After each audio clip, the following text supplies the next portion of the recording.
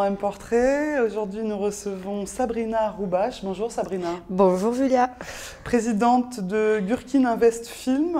Comment vous vous présentez en général, Sabrina Roubache? Comme une, déjà productrice parce que c'est mon métier, mais comme quelqu'un qui pense la production sous l'angle de...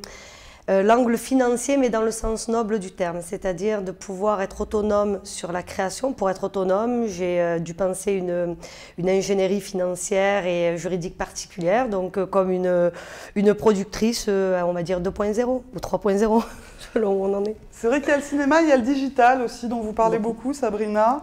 Le principe de Gurkin Invest Film, finalement, c'est cette PME de production qui investit dans l'audiovisuel et qui propose d'investir dans les productions en devenant actionnaire de cette société. C'est un peu ça, cette ingénierie un peu particulière en fait, qui me permettait, parce que je partais de... Donc j'ai travaillé en production exé sur la série de Netflix, donc en 2014, quand le producteur délégué Pascal Breton à Paris récupère Netflix, le marché de Netflix. Je comprends assez vite que les choses vont changer dans nos métiers. On ne pourra plus produire comme il y a encore 5 ans. Et pour être autonome sur la création, on peut plus, il n'y a plus d'argent public. Ça, je m'en suis rendu compte au bout de 20 ans. On arrive quand même à voir les sources se tarir. Je les ai vues. Et surtout de se dire, après tout, pourquoi est-ce qu'on ne penserait pas notre métier comme une start-up dans les nouvelles tech, dans les biotech, et se dire... Je développe des scénarios comme eux développent des nanos, des biotech, et vraiment partir de transformer mon business model sur ça, le construire sur ça. Moi, mon business, c'est les scénarios, les auteurs, et coller avec une ingénierie juridique qui réussit à s'adapter quand même à l'écriture, parce qu'on n'écrit pas comme on cherche une molécule. Donc il fallait quand même penser les choses, me donner beaucoup d'agilité, de latitude.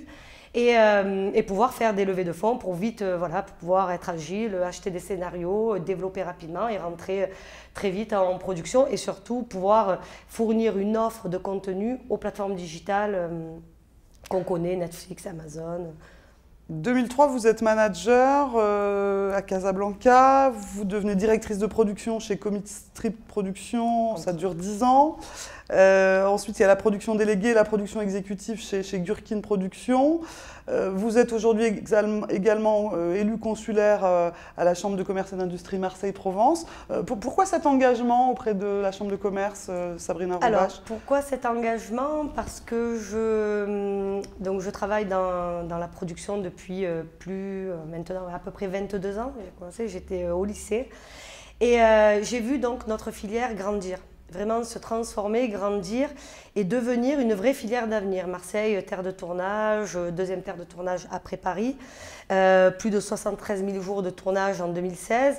Et l'année dernière, quand Jean-Luc Chauvin vient me chercher, moi la Chambre de commerce, c'était notre décor en plus sur la saison 1 de Marseille, hein. C'était le bureau de Depardieu.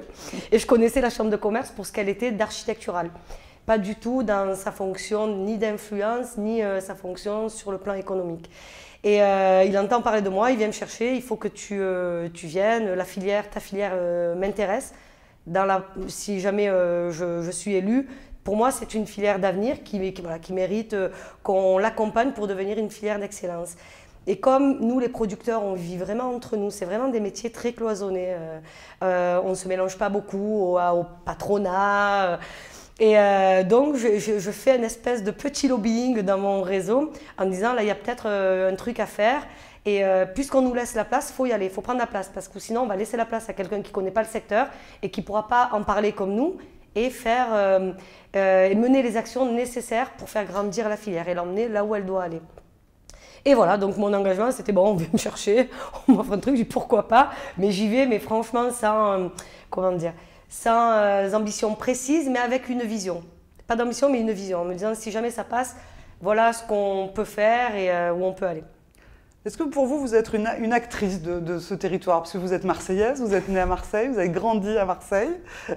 Une vraie marseillaise. Non, une vraie, bien sûr. Enfin, une actrice à ma modeste place. C'est-à-dire que je travaille depuis très très longtemps sur le territoire. J'ai fait une petite escapade. Je me suis expatriée 5 ans à Casablanca, mais où je faisais aussi de la prod exé, hein, donc je reste quand même dans mon cœur de métier. Et j'ai fait beaucoup de choses sur moi à mon niveau sur le territoire, donc une petite actrice du territoire, parce qu'on est, vous savez, c'est comme tout, on est un maillon d'une chaîne. Tout seul on n'existe pas, et après tout on existe surtout dans notre secteur avec toute la filière. Il n'y a pas de production sans producteur, il n'y a pas de producteur sans intermittent, il n'y a pas d'intermittent sans technique, donc tout ça se tient. Donc je suis l'un des maillons de la chaîne on va dire, des industries créatives. Le meilleur souvenir de production ou de tournage pour Sabrina Roubache? J'en ai plein, mais forcément mes débuts. Mes débuts avec Ayam. Vraiment mes premiers clips avec Ayam, avec Akhenaton, c'était vraiment le... Né sous la bonne étoile? Ouais, né sous la même étoile. Ah, le lapsus. On n'est pas né sous la même étoile. Mais il faudrait être parfois, on peut être sous une bonne étoile, mais c'est vraiment la belle époque. Et la grande époque déjà du clip vidéo, parce que les maisons de disques investissaient beaucoup d'argent dans la fabrication des clips vidéo. C'était aussi important que l'album, et surtout la découverte du métier. Moi, c'est comme ça que je découvre le métier. Je commence par corriger les scénarios. J'enlevais les coquilles. J'étais comme un souffleur dans le théâtre, donc stagiaire de prod, et en fait, j'ai l'air de rien, même si parfois on peut dire « oh, elle a un drôle de parcours », pas du tout. J'ai un parcours, tout ce qu'il y a de plus linéaire et classique dans la production, stagiaire de prod à producteur. Autre très bon souvenir, alors avec Akhenaton, avec Ayam ou pas la série Marseille, la rencontre avec Dan Frank. Vraiment la rencontre avec Dan Frank, parce que ça a été une rencontre comment dire, une rencontre humaine. Parce que souvent, avec les scénaristes, c'est comme ça que ça se passe. Ou ça passe pas. Mais avant tout, c'est la rencontre de deux êtres humains, voilà, et deux intellects qui ne sont pas du tout structurés de la même manière. Et un travail sur la saison 1 de Marseille exceptionnel, où je lui fais découvrir Marseille, parce que j'ai eu deux rôles dans cette série. La première, c'était l'accompagner sur la création du scénario, donc vraiment lui montrer Marseille, lui faire rencontrer tous les Marseillais, c'est-à-dire tous les politiques, les gens des quartiers, les travailleurs sociaux, les gens peu recommandables. Il fallait qu'il ait une vision large de ce que pouvait être notre ville. La série allait s'appeler Marseille, donc je ne voyais pas comment il pouvait créer un scénario sur Marseille s'il ne connaissait pas Marseille. Et après, bien sûr, la partie fabrication, mais pareil, c'est la rencontre avec Depardieu, puisque maintenant je produis un film avec lui. Donc, ça a été un point de bascule. La série, mon travail sur la série a été vraiment le point de bascule où je change de step. Vous vous voyez comment dans 5 à 10 ans, Sabrina? Je ne sais pas. Une question piège? Non, c'est une question piège. Non, je me vois comme quelqu'un qui ira défendre ses films, parce qu'entre-temps, j'espère, j'aurai produit tous les films que j'ai en développement, puisque je lance mon premier film l'année dernière. Donc là, je suis dans un tempo tout à fait plus que bien, plus que très bon. Et je me vois comme en premier une maman, parce que moi j'ai ma partie, voilà, ma vie privée qui compte beaucoup, hein, mon rôle de maman, et être vraiment dans le heureuse. C'est-à-dire que j'avais repris une phrase d'Emmanuel Macron qui disait « on travaille mieux quand on est heureux ». Et ça m'est resté, c'est le seul truc que j'ai gardé. Il a raison, en fait, on travaille mieux quand on est heureux. Donc essayer de trouver le juste équilibre entre ce qu'on peut faire pour la société, l'intérêt général, dans sa famille, dans sa vie, et penser à nos métiers de producteurs sont importants parce qu'on passe des messages. Quand on produit du contenu, on délivre des messages, et on doit penser tout le temps responsabilité, engagement. Après, on peut faire de la télé-réalité aussi, mais c'est aussi une responsabilité et un autre engagement. Est-ce qu'il y a des perspectives à l'international? Parce qu'on a parlé de Marseille, de cette terre de tournage. On sait que les producteurs, les réalisateurs aiment la région PACA. Ça peut être Marseille, maintenant bientôt Martigues. Non, alors, Marseille, parce que historiquement, déjà c'est la deuxième plus grande ville de France. Donc de toute manière, on ne peut pas... déroger à la règle que ce sont quand même les grandes villes qui attirent le plus de tournages. Séoul, Los Angeles, c'est rarement les villes plus petites. Mais par contre, moi, dans ma vision métropolitaine que j'ai, mais j'ai vraiment une vision métropolitaine, Marseille ne peut pas concentrer tout. On ne peut pas être omnipotent, on ne peut pas tout faire, on ne peut pas tout être. Et je crois sincèrement à la redistribution des richesses. C'est-à-dire, je pense que c'est une filière sur la métropole, puisque vous parlez de Martigues. On fait Marseille, Martigues, Aix, qui est aussi une terre de tournage. Hein. Il y a énormément de tournage à Aix. C'est pas dans la métropole, mais la Corse est en train de se développer au niveau du tournage. Ça reste une ville qui plaît à l'international, et c'est pour ça que c'est Marseille qui attire la lumière, parce qu'on a une histoire. Plus vieille ville de France, 2600 ans d'histoire, pour des raisons moins nobles, la French. Et quand vous voyagez, moi je voyage beaucoup, je travaille avec Séoul, beaucoup, je développe beaucoup de choses avec la Corée du Sud.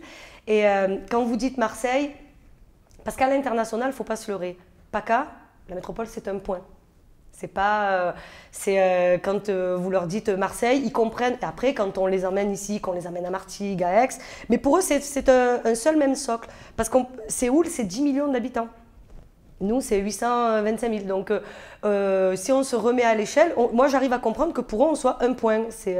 Et effectivement, la Provence plaît beaucoup à l'Asie. Les Américains aiment tout ce qui est, on va dire, un peu underground, c'est-à-dire notre culture, justement, des quartiers, des cités. C'est quelque chose qui leur plaît. C'est pour ça que la saison 1 de Netflix se tourne dans ma cité de naissance, à Félix Piat, parce que le décor leur parle. C'est quelque chose c'est culturel. Après, on a des affinités culturelles. Et sur vraiment le développement de la filière, ça marchera que si on le pense à l'échelle métropolitaine.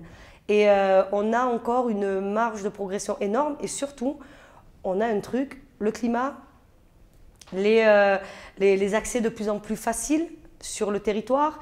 On a encore beaucoup de choses à améliorer, mais la mairie de Marseille fait un travail très important d'accompagnement de la filière, et toutes les villes se mettent à le faire. Donc maintenant, il faut faire converger les visions, converger les bonnes intentions, converger les ambitions. Et une fois qu'on aura fait ça, je pense qu'on pourra devenir... j'aime pas dire ça, je déteste. On ne deviendra ni le Los Angeles, ni le Londres, ni le Malte. On deviendra ce qu'on est voué à être, nous. On a une identité, il faut se servir de nos qualités, de tout ce qu'on est, de tout ce qu'on sait faire, et de tout ce qui nous différencie à l'international. Dernière question, Sabrina Roubache, d'où vous vient cette énergie de vie incroyable? Alors là, je ne sais pas, mon signe astral peut-être. Mon signe, non, mais le fait d'avoir eu la chance très tôt de savoir ce que je voulais faire. Et d'avoir une passion, parce que quand on est passionné, pareil, c'est comme quand on est passionné, on l'a. J'ai eu le truc très tôt, hein. Je passais mon bac, donc j'avais pas encore, j'avais 18 ans, un truc comme ça. Et le fait de croire en des choses, de pas se dire qu'il y a une fatalité dans la vie, on peut changer les paradigmes, bouger les lignes. Et j'ai toujours pensé que tout n'était pas écrit d'avance. On peut impacter sur sa vie. Chaque décision qu'on prend, on a un impact de toute manière. Penser que tout est écrit d'avance, c'est horrible pour moi. L'énergie, elle vient, je pense vraiment de la passion et de la chance de vivre de sa passion. C'est une chance inestimable. Merci Sabrina Roubache. Merci Julia Santip.